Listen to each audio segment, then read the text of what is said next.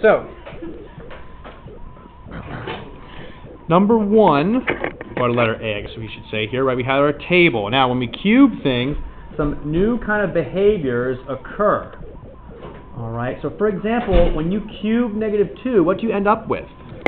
-8. So now it's possible for us to have negative y values. Back when we were talking about quadratics, right? If you square, well, that's impossible to have negative y values with quadratics, but when you had quadratics, right, whenever you squared a negative, it became positive. But now when you cube a negative, it stays negative. That's right. And so -1 cubed is going to be -1, right? And 0 cubed is 0, and 1 cubed is 1, and then 2 cubed is +8. Okay, so if we graph these things, and of course, you know, if we were to continue, we did like 3, right? 3 cubed would be 27. So these things get kind of out of hand really quick, right? We don't have, you know, it's a lot to graph. So anyway, let's plot these points. So -2, -8. Okay, -1, -1, 0, 0, 1, 1, and then 2, 8. Okay, and so then we'll connect those dots using a smooth curve.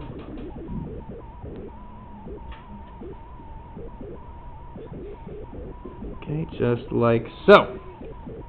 Okay, something like that. And in fact, this kind of curves a little bit more here. If you were to graph this on your graphing calculator, for example, if you were to zoom in at the 0, it actually would get very, very, very, very flat at the instant of 0, and then curve back out and, you know, come up here. It doesn't indicate it that well here because of the way I drew it, but in fact it does. It's very flat right in here. It's the closer you zoom into the 0 there. All right, anywho, domain, right? All real numbers, right? That's what that little R, oh, sorry, I'm going to shoot this here. Okay, so the domain is all real numbers, but what about the range? What's the range for this? Also, all real numbers, right? So again, that's different from a quadratic. Quadratics, you know, you had like a lowest point or a highest point depending on how the thing was oriented there. So all real numbers there. And again, like that symbol is like 2 lines and then just your capital R drawn. That's a better one than the first one there. Just two like lines for the R there. Okay. What about our end behavior? As x approaches positive infinity, f of x approaches what? Positive infinity as well, right? Because again, as x goes to positive infinity, as we go further and further to the right, our function's getting higher and higher and higher, right? As x goes further and further to the left, what does our function approach? Negative infinity, because it's going down. Yeah, negative infinity. Okay, that's the end behavior. Zeros, it's at 0, right? And we clearly see there's no other zeros, right? It's just the 1 right there. Where does the function have positive values? For x values greater than 0, the function is positive. So then where does the function have negative values? For x less than 0, exactly right. And of course, at 0, the function is neither positive nor negative. It's just 0. Okay, where is the function increasing? For what x values? All x values. Very good. Yes. Okay. So you can say all real numbers if you want to. You can say negative infinity, less than x, less than infinity if you want to. You know, there's a lot of options there to describe that. Okay. So you might be like, but Mr. Whitmire, we just said that as x approaches negative infinity, f of x is approaching negative infinity. Doesn't that mean this thing is going down? Right. Exactly. You have to be careful with the increasing and decreasing behavior.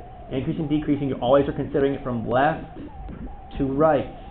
So as we move from left to right here, it's going up and up and up and up and up and up and up and up. Okay, so be careful with that. All right, and then last thing, is this function even or odd or neither? Do we remember? Is this function even? Yeah, we haven't really talked a whole lot about this. So even functions, there's like this whole thing we could talk about right here, but I prefer to think of it graphically instead. So if we look at the graph for an even function, I'll write it down here. Even is symmetric, and you guys remember that from geometry, I'm sure. Symmetric about the y-axis. Okay, so is our function x cubed, is it symmetric about the y-axis? Could I fold it over the y-axis and have it match up? No. So this thing is not even. So nope, not even. All right. Sorry? the exponent can guide you, but sometimes it will throw you off. But in this case, yes, you're exactly right. The exponent does kind of give you a hint here, too. So for odd, it's symmetric about the origin. Okay. Which really means it has 180-degree rotational symmetry. Okay. I know that's a little more complicated, right, than just seeing if it folds. Now we want to determine if we rotate our graph about the origin 180 degrees. So if we take our graph here and rotate 180 degrees, and that's half of a full turn. So does it look like it's the same thing? Yeah, it does. And so this thing is odd. It's odd. Okay. Alright, and I'm not going to worry about the because part. Don't worry about that. Because it's got 180-degree rotational symmetry there. Okay? Moving on. So, just like we transformed quadratics, we can also transform cubics. Okay? Now, things can get a little bit trickier depending on the way things get transformed. But here's what I'm going to have us do and worry about, I guess I'll say. So, we're going to focus on kind of like getting the vertex, just like we have in the past here. So I'll kind of show you what I mean by that. So let's just flip over to page 237. All right, and take a look here. All right, so here's our graph g of x, and we're asked to identify the transformations of the graph of f of x equals x cubed that produce the graph of the given function g of x. Okay, so in other words, our parent function x cubed, how do we have to transform that to then match to g of x right here? Okay, some of the stuff we already know. For example, the x minus 1, what's that going to do? Okay, shifts things right 1, exactly right. Okay, and then that minus 1 on the outside, what's that going to do? Down 1, right. Okay, so we can identify, and you can kind of see that written right here, a translation of 1 unit to the right and 1 unit down. And so here's the original x cubed function. Okay, you can see that right there. Excuse me. And then we shift to right 1 down, and there's the new, oh wait, it's kind of off the screen, sorry about that. There's the original vertex at 0, 0. Okay, and you'll notice the vertex for the cubic function is not like a maximum or a minimum, it's just kind of the center of the graph. And so we shift it right 1, down 1, and then there's the new center of the graph right there. Okay, so that's where it's shifted. You'll notice here for the next point, okay, we went like up 1, right 1 to get to that next point. But here for this next point, we had to go up 2, right 1, and the reason for that is because what is this 2 going to do? Makes it go left 1. Well, so the minus 1 and the minus 1, this makes it go right 1, and this indicates going down 1, but that 2 is a vertical stretch.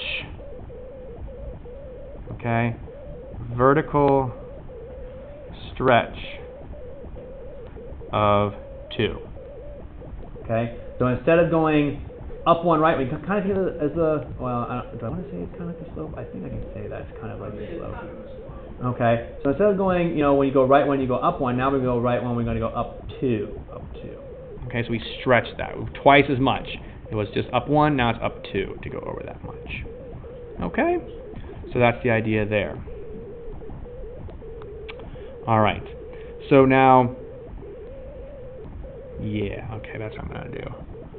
Okay, so this next one, okay, we're going to look here at letter B. All right, and you'll notice that it's slightly different, so let's see what we can identify here. Jordan, what kind of transformations do you see here for this one? For letter B, the next one. Yeah, at the bottom there. Because that one's already graphed for us and stuff too.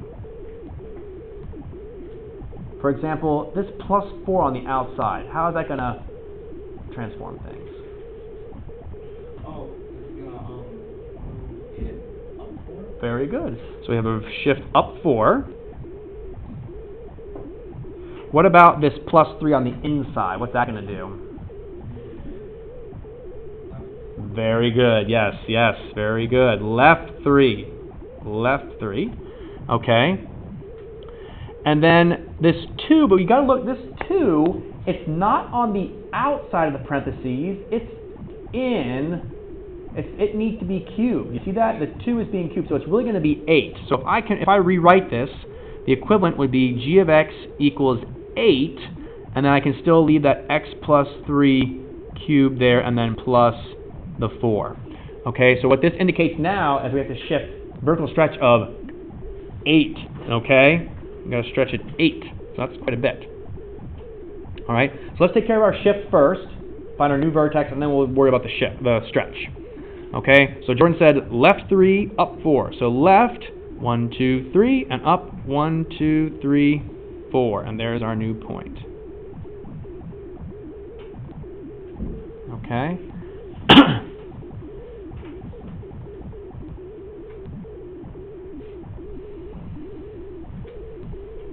And now if we look here, to get our points, normally we would go up 1, right 1, and down 1, left 1. But for this one, because it's got the vertical stretch of 8, we're going to have to go up how much?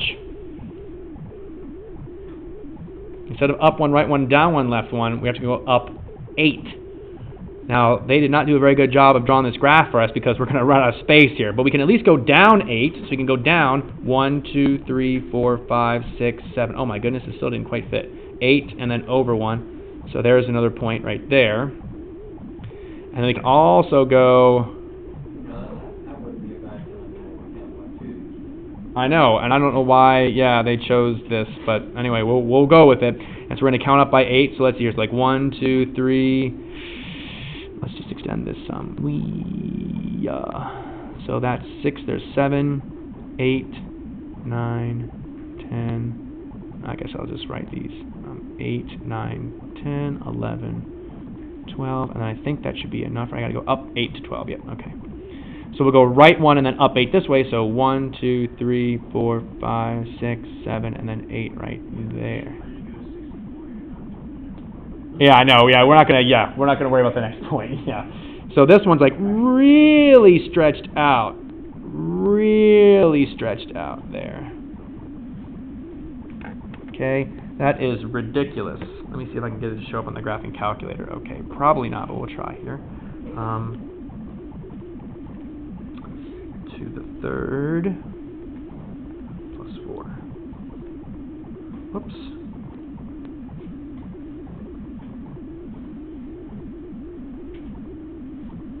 Okay. Oops. Yeah, that's what I messed up. I was like, that doesn't look right, and then I realized I made a mistake.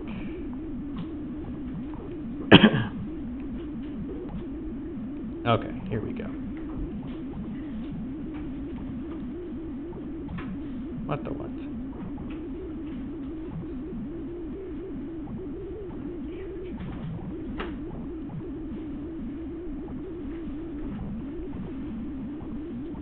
Oh, okay, yeah. So you can see it's pretty stretched out there. Well, no, you can't because it's dark. There you go. Okay. So it's pretty stretched out, just like ours is pretty stretched out. All right. So let's try another one here. Okay. So on the next page here, we got page 238. Okay. Now you'll notice some other changes here. So let's see. Let's go to Josh. So Josh, you'll notice here, for example, there's no number that we're adding at the end. So that means we're not going to shift in which direction. If there's no number here at the end, that means we're not going to shift in what direction. So if there's no number at the end, that means we're not shifting up or down. We just stay the same. But then that -3, which way does that tell us to shift? Nope. If it's inside with the x, how should we shift? Nope. Yeah, with the x, the number with the x there, Josh, is going like a left or a right, okay? And it's the opposite of what you expect. So instead of -3 thinking, you think, oh, it's going to go left, it's going to go to the right 3. So we're shifting right 3. Okay. What's this 1/2 going to do? Yeah, instead of stretching it by 8, it's actually going to shrink it down some. So we're going to shrink by 1/2, yeah. Okay, and then, but what's that negative going to do? Flip it over the x, so yeah, so that negative then reflect, yeah, over x-axis. Excuse me, reflect over the x-axis. Okay, so let's go ahead and shift this thing. Okay, like we said. Alright, so again, they already gave us the scale and stuff like that, so we're kind of like locked into what they have. So we're going to take our vertex here and shift it right 3. So right 1, 2, 3, and put a point. That's our new vertex. Okay, we're not shifting it up or down at all. And then, sorry, I just want to see something here. Down to -0.5. Right, so then normally we would go up 1, right 1 for the next point. But since it's reflected, we're going to go down, but not 1, we're going to go down 1/2. So instead of going down 1, we're going to go down 1/2 and then right 1 over here like this. So this is it. And so, right, and then we're going to go up 1, sorry. We're going to go up 1/2 and then the left one like that. So it's going to be shrinking it down like that. So it's not going up, it's not like using the slope and that kind of idea. It's like, you just like, instead of going up 1, right 1, since we're shrinking it by 1/2, the amount we go up by is now, instead of 1, it's going to be just 1/2. So it's half the amount. And so there's our graph, like that. And so we can kind of then just sketch it from here. Okay, like so.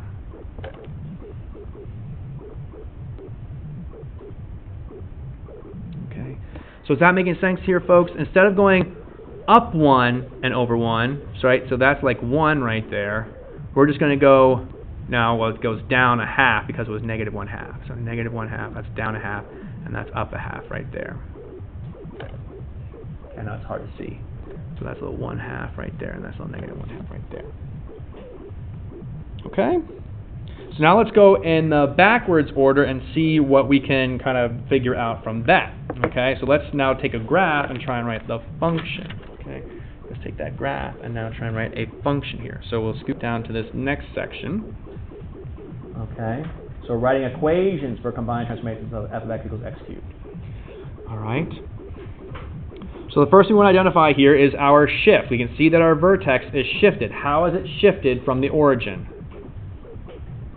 Let's go to Amanda. So Amanda, how is the vertex here shifted from the origin?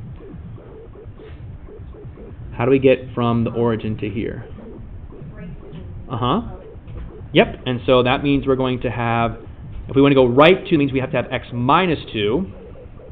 If we're going to go up 1, we have to add 1 then, right? So actually, well, so there it is. We're going to have x minus 2 for the right 2. And then up 1. Okay, and if you look here, then our other points, up 1, right 1, it's not there. We had to go up 1, 2, 3, right 1, and then down 1, 2, 3, and left 1. So that means what's the number we're going to put out in front here? A 3. And there's our function. Okay. Stretch of 3. Okay?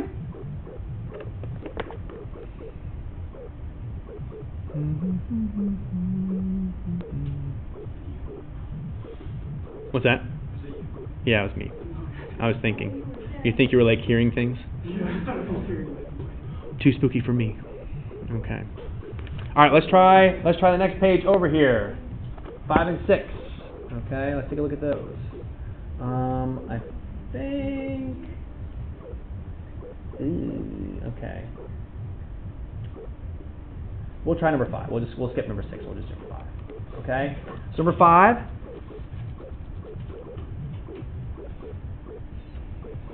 Okay. You'll see that we've got, again, a vertex here. It's shifted in a particular way. How is our vertex shifted? Left 2 and down 2. So in order to do left 2, that means we have to go x plus 2 cubed, and then down 2, minus 2 on the outside, right? And then let's see, instead of going up 1 and over 1, it's up 1, 2, 3 and over 1. So up 3 over 1 means we need to have a little 3 out front there, like that. Excuse me, and there's g of x. Okay.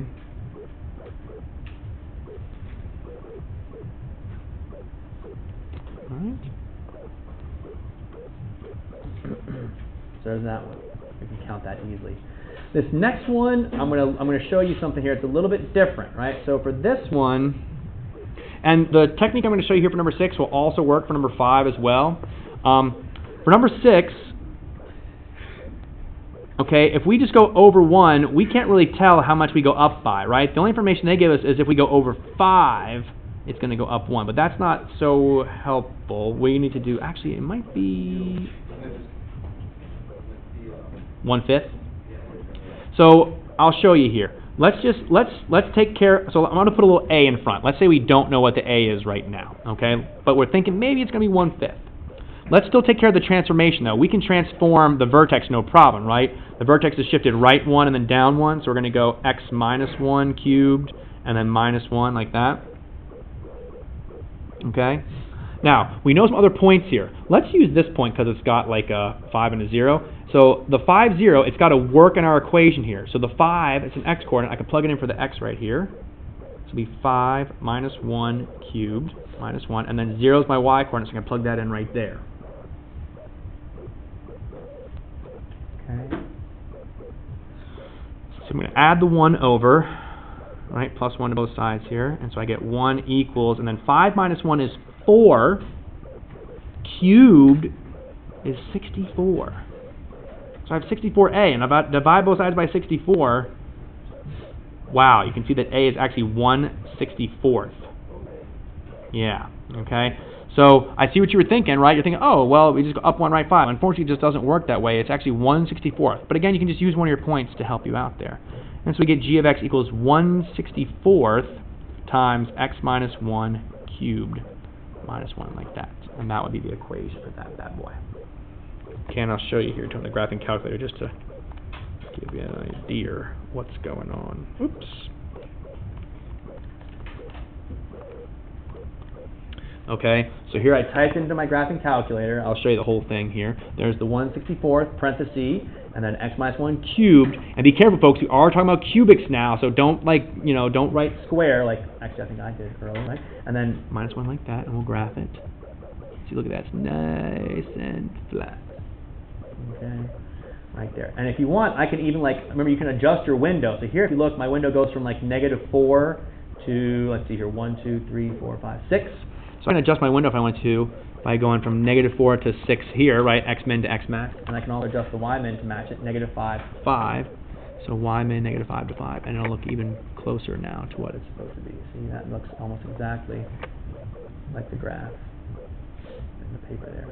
Boy, that light's kind of frustrating, but I also kind of need it. Okay. Questions on any of that? All right. So I'm going to have you guys try some of this then too. All right. So all right. So starting on page 243. Okay, and this will be your homework if you don't get it done here in class. Page 243. I'd like you to start with numbers. I'm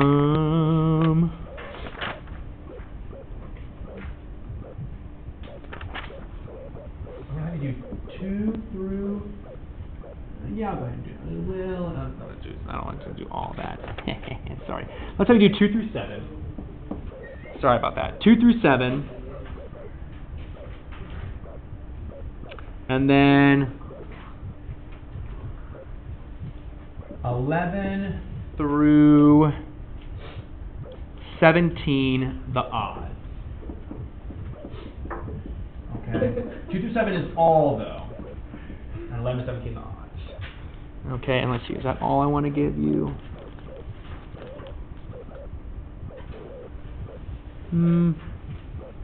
Yeah, that'll be it. Okay, that'll be all. Okie dokie. So there you go.